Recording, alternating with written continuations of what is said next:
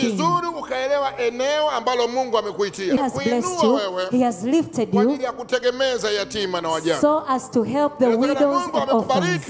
Maybe Lord has blessed you. He has been lifted you so that you can build the house of the Lord.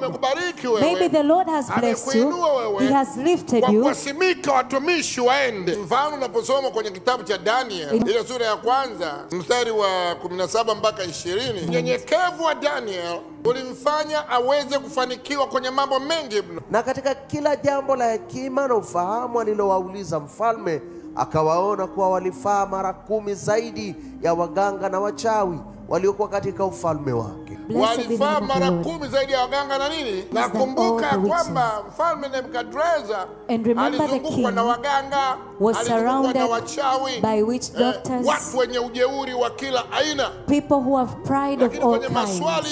But with all questions, vijana wale, this young man, walifaa mara 10. They were 10 times better. Lakini leo tunao vijana Mario.